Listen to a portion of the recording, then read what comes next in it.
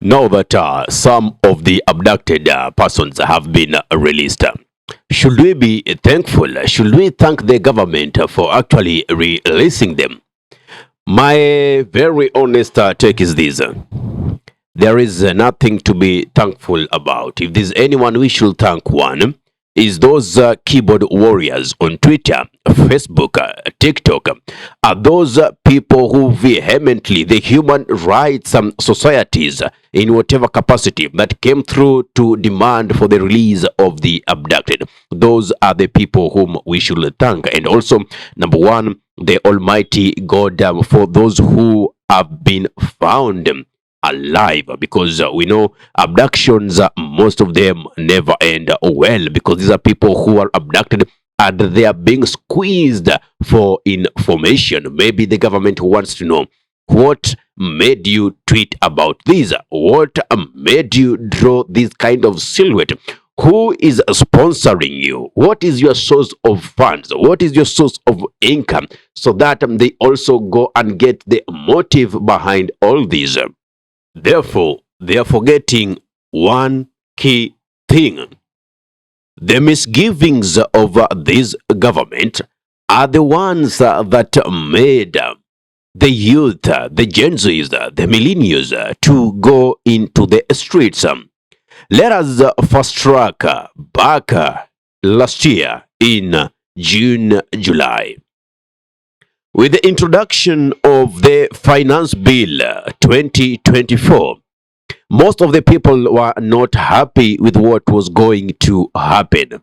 But since the Generation X, the boomers, they have been under a system of threat, a system that uses fear appeal, a system that muzzles your freedom of speech, a system that muzzles your freedom of expression, freedom of association.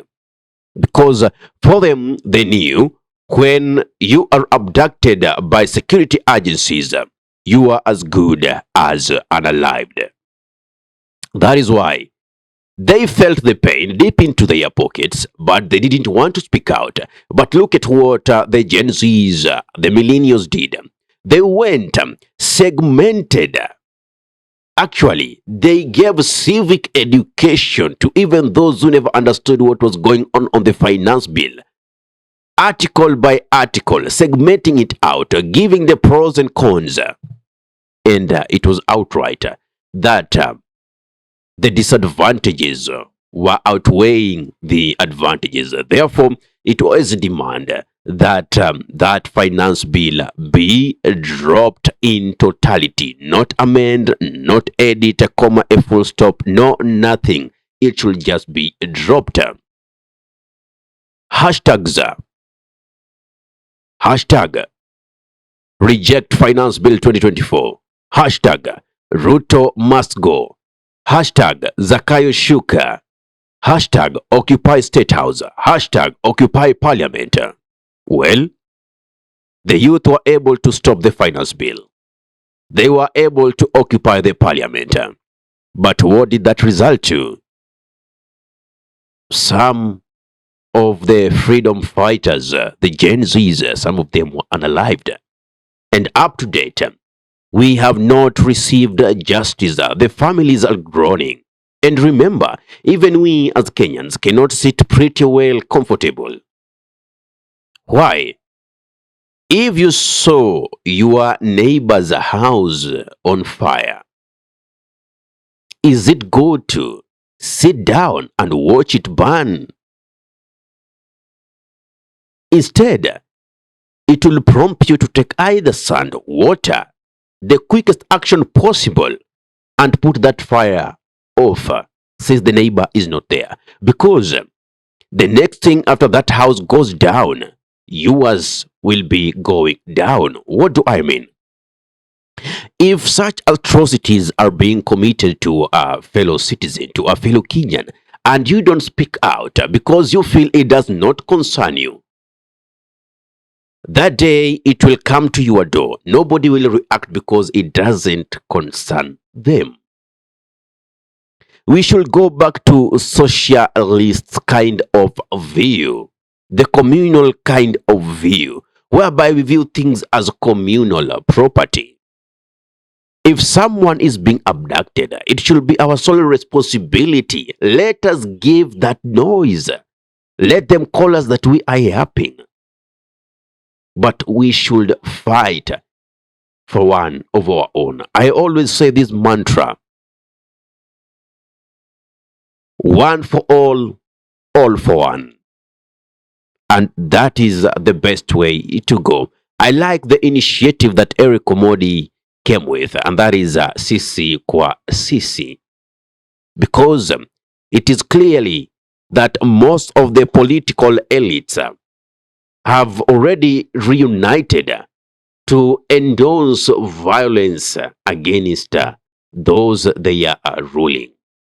I can't say leading, because there's a very big difference between ruling and leading. Leading, there are a set of rules through consciousness and conscience that you agree upon. Both are comfortable, both parties, the one who are being led and those who are in leadership. But those who are ruling are using dictatorial means. It is their say against you. It is their power against yours. And that is where we are heading to. Therefore, back last year, we saw the finance bill dropped. The cabinet was resolved, but a slap on our face, the same person who was actually feeling like we are just going to part into the streets, the person was given the youth docket, that is Kipchumba Murkomen. As if that is not enough, in the recent appointments, he's now the CS for the Ministry of Interior, who has overseen the state-sanctioned abductions. And the one that was the CS Interior then, when freedom fighters like Rex Masai were unalived, is now the deputy president. What is it telling you about this government? They are so drunk in power that they are ready to do anything to make sure that they still remain in that docket, no matter what you do. Therefore, coming back to my point, we cannot thank the government for having released these abductees. Why? One, President Ruto himself said that they don't know who is abducting our youth. The IG, Inspector General of Police, Douglas Kanja, also came and stated clearly that it is not the police who are abducting the youth. Days later, now they are freed. From where? Who was holding them captive? Who kidnapped them? We need these answers. From the Gen Zs who were unalived back then in the demonstrations, justice hasn't happened yet. It needs to be seen to have been given. Justice has no two sides. It is either given or not. Therefore, it is our sole responsibility to fight for our country. When these leaders come and tell us that parents should teach their children what discipline and respect is, do those politicians have any moral authority to lecture people on discipline and respect? Kipchumba Murkomen, Oscar Kipchumba Sudi. Honestly, even the president himself, Hassan Joho, the Senate Speaker Amason Kingi, who under what moral authority do they have to lecture parents to teach their children discipline and respect? Do they respect the resources in this nation? If they did, we will not be in the streets. If they did, education will be superb in this nation. The health sector will be streamlined. There will be nothing like shady deals like the Adani that wanted to take over our Jomo Kenyatta International Airport, over the Mombasa ports, over Ketraco. That will not be happening.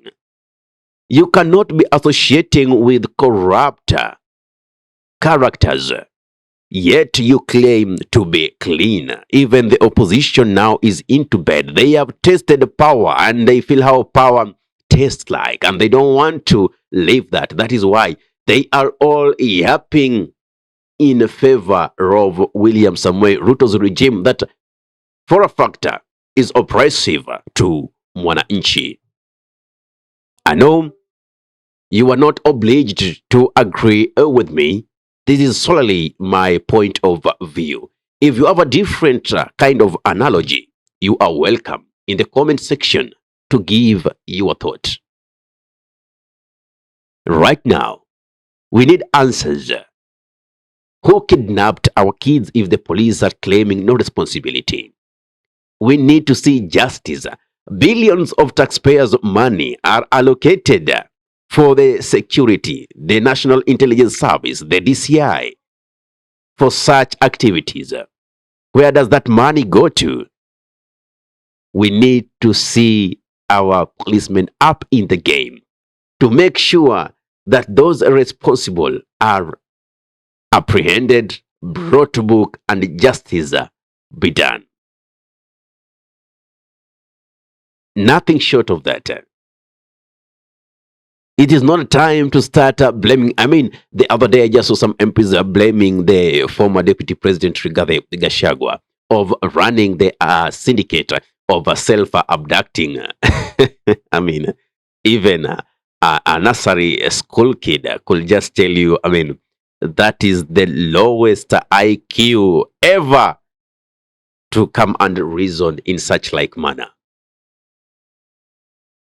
So, Martha Karua, Kalonzo Musyoka all alluded that President William Samoei Ruto is running an abduction squad. Cooperative was 21st floor. Names have been given. He is the one who is commanding them. I mean, why is it just after the court issued that by 8th, by today, the IG should be appearing in court, having released the abductees? The other day, Raila Amolo Odinga, who is now running for the race of the AUC chairperson, was in South Africa in an interview and was asked these tough questions. Immediately the following day, 6th, the youths who have been abducted, some of them were released. Therefore, it means either a sympathizer of a government or a squad that is being commanded by the president, because it is a breaker deal for Ruto to have Raila into AUC, because if not, the political landscape will change, and not on his favor, but against him. All we are asking the questions is that who abducted our youth? And we need to see justice being done. What's your take? Give us your thought in the comment section below. If you're watching from our YouTube channel, kindly subscribe and press notification button so that anytime we are live or we upload content of this nature, you'll be the very first person to be notified. If you're watching from our Facebook page, kindly follow us for regular updates. Ahmed Khalif is my name for the Unscripted Talks here in Durb Radio. Assalamu alaikum wa rahmatullahi wa barakatuhu. Kwa timba kali za Afrika, Durb Radio